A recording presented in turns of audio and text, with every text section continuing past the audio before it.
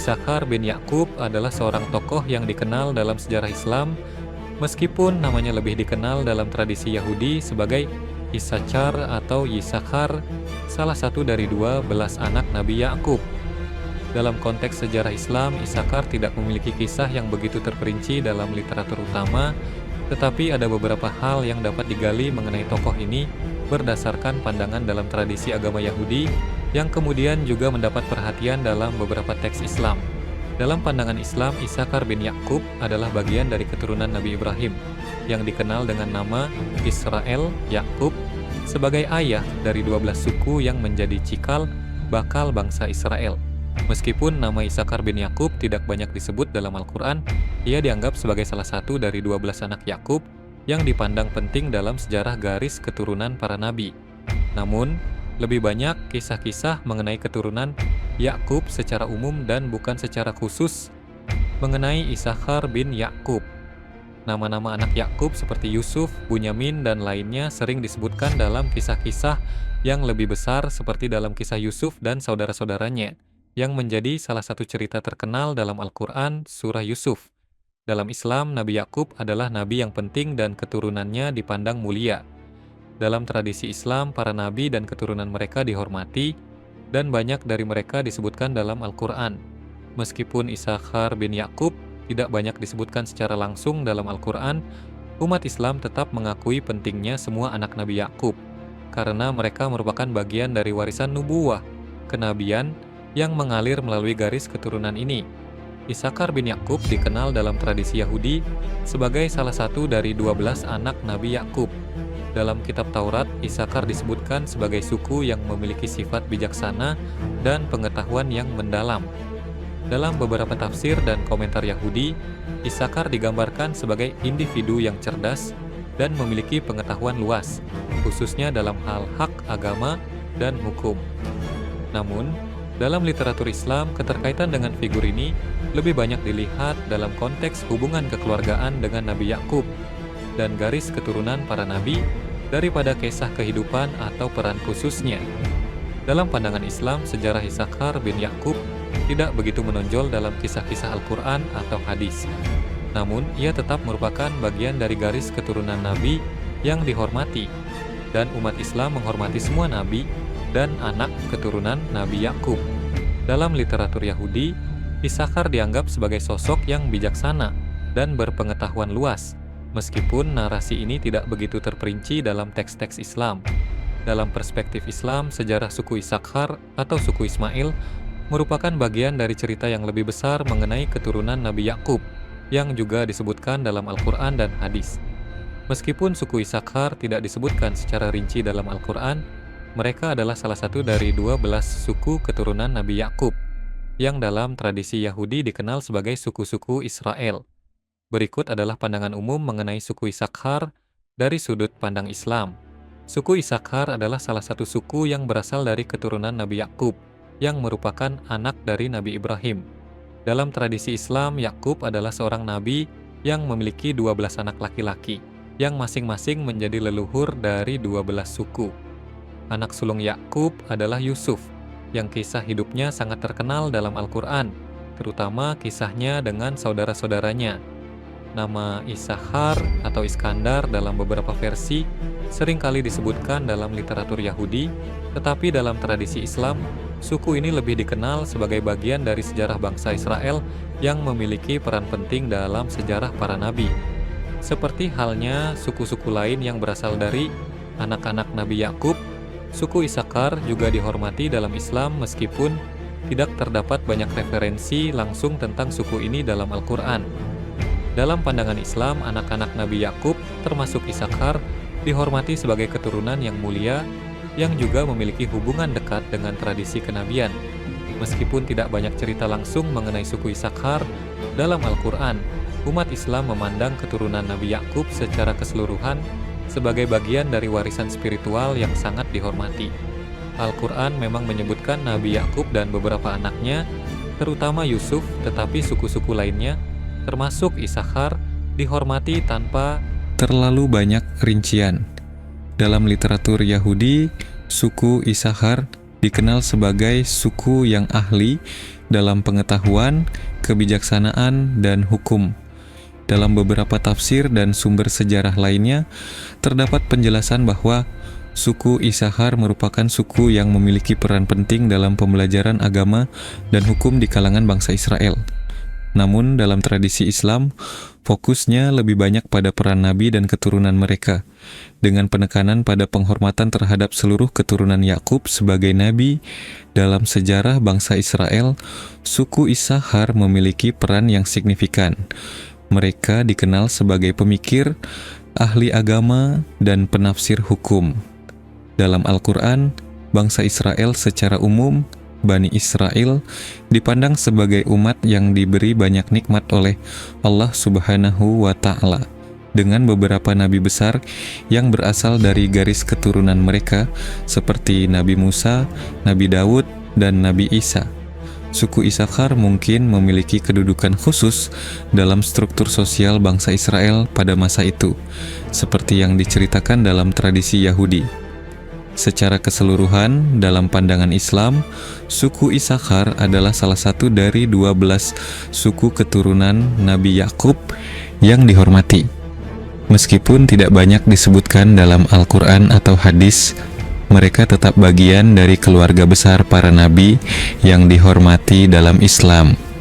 Suku Issakhar, seperti halnya suku lainnya, dihargai karena kedekatannya dengan kenabian, dan umat Islam mengakui pentingnya sejarah dan warisan para nabi dan keturunan mereka. Namun, lebih banyak cerita dan penekanan diberikan pada kehidupan dan peran nabi-nabi besar seperti Yusuf, Musa, dan Isa yang berasal dari garis keturunan Nabi Yakub. Sejarah suku Issakhar sendiri lebih banyak ditemukan dalam tradisi Yahudi, di mana mereka dikenal sebagai ahli pengetahuan dan hukum.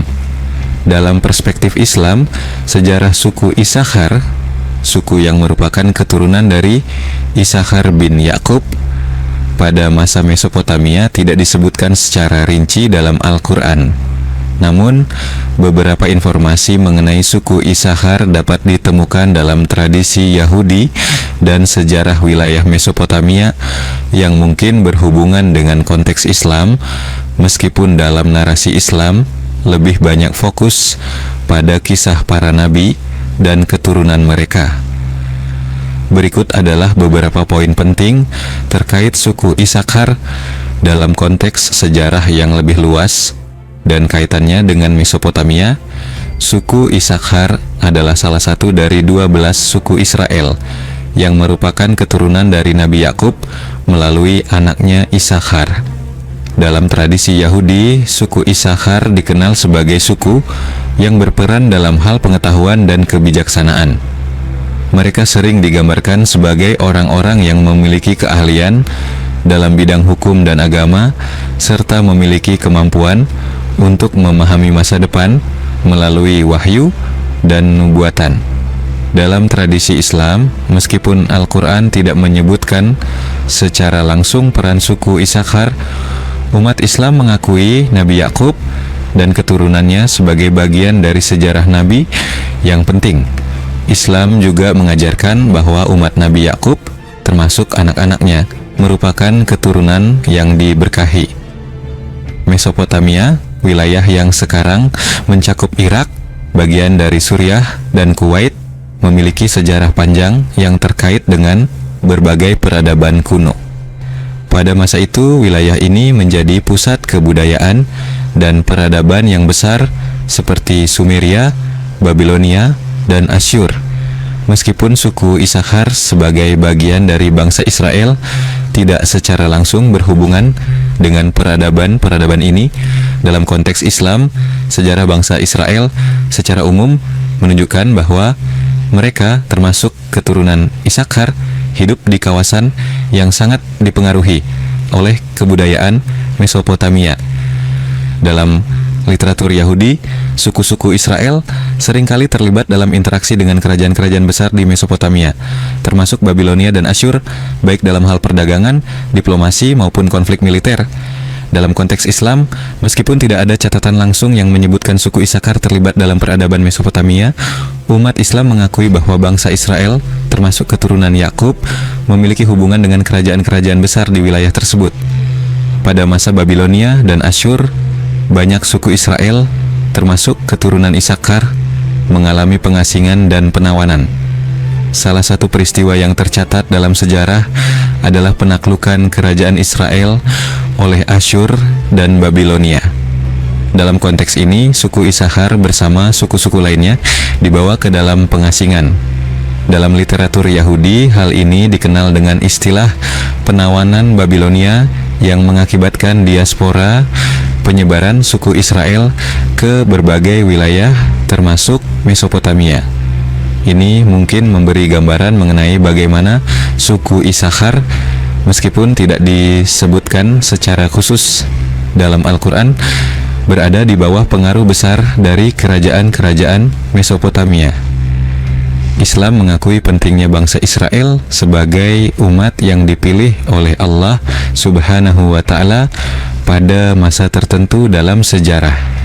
Meskipun suku Isakar tidak disebutkan secara terperinci dalam Al-Quran, umat Islam menghormati para nabi dan keturunan mereka, termasuk Nabi Yakub dan anak-anaknya, sebagai bagian dari garis keturunan yang mulia. Islam juga mengajarkan bahwa banyak nabi yang berasal dari garis keturunan ini, termasuk Nabi Musa yang diutus untuk membimbing bangsa Israel. Oleh karena itu, meskipun suku Isakar tidak disebutkan secara rinci dalam sejarah Islam, mereka dihormati sebagai bagian dari umat yang diutus dengan wahyu dan nubuat. Sejarah suku Isakar dalam konteks Mesopotamia tidak dijelaskan secara mendalam dalam Al-Quran, tetapi beberapa keterkaitan dapat ditemukan dalam sejarah Yahudi dan pengaruh Mesopotamia terhadap bangsa Israel secara umum. Islam menghormati keturunan Nabi Yakub, termasuk Isakar, meskipun tidak banyak detail yang ditemukan dalam teks Islam terkait suku ini. Fokus utama dalam sejarah Islam adalah penghormatan terhadap para nabi dan keturunan mereka, serta pengajaran moral dan spiritual yang datang melalui wahyu Allah Subhanahu wa Ta'ala. Suku Isakar, yang merupakan salah satu dari 12 suku Israel yang berasal dari anak Nabi Yakub, memiliki sejarah panjang yang terkait erat dengan sejarah bangsa Yahudi secara keseluruhan, baik dalam tradisi Yahudi maupun Islam. Walaupun dalam Islam tidak ada pembahasan yang sangat mendalam mengenai suku Isakar pada masa Romawi kuno, kita dapat merujuk pada sejarah umum suku-suku Israel pada periode tersebut dan menghubungkannya dengan pandangan Islam tentang umat Yahudi pada masa itu. Suku Isakar adalah salah satu suku yang merupakan keturunan langsung dari Isakar bin Yakub. Dalam tradisi Yahudi, suku ini memiliki tempat yang signifikan, terutama terkait dengan kebijaksanaan dan pengetahuan agama. Dalam Alkitab, suku Isakar sering digambarkan sebagai suku yang memiliki pemahaman mendalam tentang Taurat dan hukum-hukum agama. Mereka dianggap sebagai orang-orang yang sangat berpendidikan dan memiliki kemampuan untuk memahami zaman dan tanda-tanda waktu.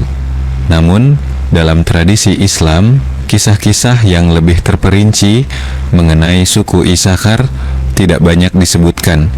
Meskipun suku ini dihormati sebagai bagian dari garis keturunan Nabi Yakub yang dihormati oleh umat Islam. Umat Islam meyakini bahwa keturunan Yakub yang dikenal sebagai Bani Israel, anak-anak Israel, adalah bangsa yang dipilih oleh Allah Subhanahu wa Ta'ala pada masa lalu dan memiliki kedudukan yang penting dalam sejarah agama.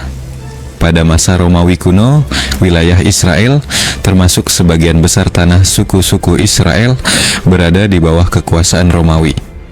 Secara umum, bangsa Yahudi pada masa ini berada di bawah pemerintahan Romawi yang keras. Meskipun suku Isakar mungkin tidak disebutkan secara eksplisit dalam catatan sejarah Romawi, atau teks-teks Islam, umat Yahudi pada umumnya mengalami periode penindasan dan pencarian kemerdekaan di bawah kekuasaan Romawi. Pada abad pertama Masehi, wilayah tersebut mengalami ketegangan politik yang tinggi yang kemudian berujung pada pemberontakan Yahudi melawan Romawi dan pemberontakan Bar Kokhba pada tahun. Dalam konteks ini, suku Isakhar seperti suku-suku lainnya dalam Bani Israel kemungkinan besar terlibat dalam peristiwa-peristiwa besar ini. Namun, catatan khusus mengenai peran mereka dalam sejarah ini tidak terlalu jelas. Dalam pandangan Islam pada periode ini, umat Yahudi masih dianggap sebagai umat yang memiliki banyak kenabian dan petunjuk dari Allah Subhanahu wa Ta'ala, tetapi mereka juga mulai mengalami kesulitan karena tidak mengikuti ajaran-ajaran nabi-nabi mereka dengan benar. Islam mengakui bahwa bangsa Yahudi, termasuk suku Isakhar, adalah bagian dari umat yang diberikan wahyu dan petunjuk oleh Allah Subhanahu wa Ta'ala, terutama melalui kitab-kitab seperti Taurat. Namun, dalam banyak riwayat dan tafsiran Islam, ada penekanan bahwa sebagian besar dari umat Yahudi pada masa lalu tidak mengikuti wahyu dengan benar, yang menyebabkan mereka kehilangan banyak berkah dan petunjuk dari Allah Subhanahu wa Ta'ala. Dalam konteks Romawi kuno, umat Islam percaya bahwa pada saat itu bangsa Yahudi sedang mengalami penindasan dan kesulitan, namun mereka juga masih diberi petunjuk oleh Allah Subhanahu wa Ta'ala melalui nabi-nabi mereka, meskipun banyak di antaranya tidak diterima dengan baik. Nabi Isa yang dianggap sebagai seorang nabi dalam Islam juga dilahirkan di wilayah tersebut dan berusaha mengingatkan umat Yahudi untuk kembali ke jalan yang benar. Meskipun suku Isakhar sendiri tidak banyak dibahas secara terperinci dalam Al-Quran atau hadis, umat Islam tetap menghormati mereka sebagai bagian dari keturunan Nabi Yakub dan menganggap mereka sebagai bagian dari sejarah umat yang mendapat wahyu. Dalam pandangan Islam, bangsa Israel, termasuk suku Isakhar, memiliki peran besar dalam sejarah agama, namun juga diingatkan untuk mengikuti jalan yang benar sesuai dengan wahyu Allah Subhanahu wa Ta'ala. Secara keseluruhan, meskipun suku Isakhar tidak banyak dibahas secara terperinci dalam Al-Quran atau dalam literatur Islam, mereka tetap dihormati sebagai bagian dari sejarah umat Nabi Yakub. Pada masa Romawi kuno, umat Yahudi, termasuk suku Isakhar, mengalami penindasan dan tantangan besar di bawah kekuasaan Romawi, yang merupakan bagian dari perjuangan panjang mereka dalam mempertahankan identitas agama dan kebudayaan mereka. Pandangan Islam terhadap umat Yahudi pada masa ini mencakup pengakuan terhadap wahyu yang diberikan kepada mereka, namun juga mengingatkan tentang kesalahan dan penyimpangan yang terjadi akibat ketidakpatuhan sebagian dari mereka terhadap petunjuk Allah Subhanahu wa Ta'ala. Dalam sejarah Islam, suku Isakhar yang merupakan salah satu dari 12 suku keturunan Nabi Yakub tidak disebutkan secara eksplisit dalam konteks yang luas seperti suku-suku lainnya. Suku Isakhar terutama dikenal dalam tradisi Yahudi sebagai salah satu suku yang berasal dari anak Nabi Yakub yang memiliki hubungan dengan tradisi keagamaan dan sejarah Yahudi. Dalam konteks sejarah Islam, suku-suku dari keturunan Yakub sering dihormati, tetapi cerita spesifik tentang suku Isakhar pada masa dinasti Umayyah dan Abbasiyah tidak ditemukan dalam literatur utama Islam. Namun, ada beberapa elemen terkait yang dapat memberikan gambaran tentang posisi suku Yahudi, termasuk kemungkinan keterlibatan keturunan Isakhar dalam masyarakat Islam pada masa dinasti Umayyah dan Abbasiyah.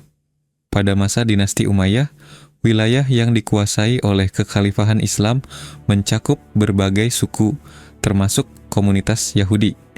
Meski tidak ada catatan langsung mengenai suku Isakhar secara spesifik, pada umumnya suku-suku Yahudi yang tersebar di wilayah Timur Tengah, khususnya di wilayah yang sekarang merupakan bagian dari Irak, Suriah, Palestina, dan Mesir, hidup di bawah pemerintahan Muslim. Pada masa ini, Yahudi di dunia Islam sering memiliki status dhimmi, yaitu kelompok yang dijamin keselamatan dan kebebasannya untuk menjalankan agama mereka dengan membayar pajak jizyah kepada pemerintah Muslim. Meskipun mereka tidak memiliki status yang setara dengan Muslim, mereka diizinkan untuk menjalankan kehidupan keagamaan dan sosial mereka dalam kerangka hukum yang berlaku di bawah kekhalifahan Islam. Pada masa dinasti Umayyah, di mana pusat pemerintahan berada di Damaskus, komunitas Yahudi, termasuk yang kemungkinan merupakan keturunan suku Isakhar, berperan dalam berbagai bidang, termasuk perdagangan, administrasi, dan dalam beberapa kasus sebagai penasehat atau cendekiawan yang bekerja dengan pemerintahan Umayyah. Namun, posisi mereka seringkali terpisah dari kehidupan politik dan militer yang lebih dominan pada masa tersebut. Pada masa dinasti Abbasiyah yang berpusat di Baghdad, posisi komunitas Yahudi sedikit lebih menonjol dibandingkan pada masa Umayyah. Di bawah dinasti Abbasiyah, kebudayaan Islam berkembang pesat dan banyak komunitas minoritas, termasuk Yahudi, berperan dalam ilmu pengetahuan, filosofi, kedokteran, serta dalam administrasi pemerintahan. Komunitas Yahudi yang ada pada masa Abbasiyah mulai menunjukkan kontribusi yang signifikan dalam bidang intelektual, terutama dalam terjemahan karya-karya Yunani dan Persia, serta dalam ilmu kedokteran dan matematika. Beberapa tokoh terkenal dari komunitas Yahudi yang hidup pada masa Abbasiyah, termasuk para cendekiawan dan ahli seperti Sa'diyah Gaon dan Hasdai ibnu Syaprut, yang memiliki hubungan dekat dengan Khalifah Abbasiyah, terutama dalam bidang politik dan administrasi. Meskipun ada kemungkinan keturunan dari suku Isakhar berada dalam komunitas ini, sumber-sumber Islam tidak menyebutkan secara khusus keterlibatan mereka dalam peristiwa-peristiwa besar atau dalam kisah khusus terkait dinasti Abbasiyah.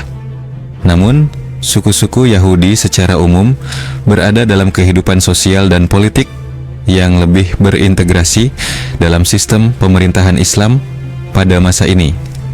Dalam pandangan Islam, keturunan Nabi Yakub, termasuk suku Isakhar, dihormati sebagai bagian dari keturunan Nabi. Al-Quran menyebutkan keturunan Yakub secara umum, dan meskipun nama-nama anak Yakub tidak disebutkan secara eksplisit, umat Islam tetap menghormati mereka. Dalam hal ini, hubungan suku-suku Yahudi dengan kekhalifahan Islam bisa dilihat sebagai hubungan yang lebih berkaitan dengan kewarganegaraan dhimmi, di mana mereka diperbolehkan untuk menjalankan agama mereka, tetapi tidak berpartisipasi penuh dalam urusan pemerintahan atau militer. Sejarah suku Isakhar pada masa dinasti Umayyah dan Abbasiyah dalam pandangan Islam tidak memiliki banyak catatan eksplisit. Meskipun begitu, komunitas Yahudi, termasuk yang kemungkinan berasal dari keturunan Isakhar, hidup dalam masyarakat Islam dengan status dhimmi. Mereka berperan dalam kehidupan sosial, ekonomi, dan intelektual, meskipun jarang disebutkan secara terperinci dalam literatur utama Islam.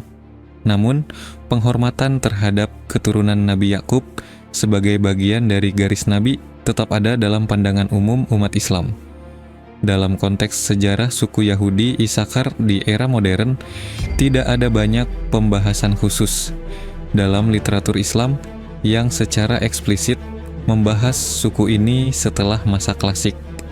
Namun, kita bisa mengkaji topik ini dengan merujuk pada pandangan umum dalam Islam mengenai umat Yahudi dan sejarah mereka di zaman modern, termasuk dinamika yang melibatkan keturunan suku-suku dari Bani Israel, yang salah satunya adalah suku Isakhar. Islam memandang Bani Israel atau keturunan Nabi Yakub sebagai umat yang pernah menerima wahyu dan menjadi bangsa yang dipilih untuk mengikuti hukum Allah Subhanahu wa Ta'ala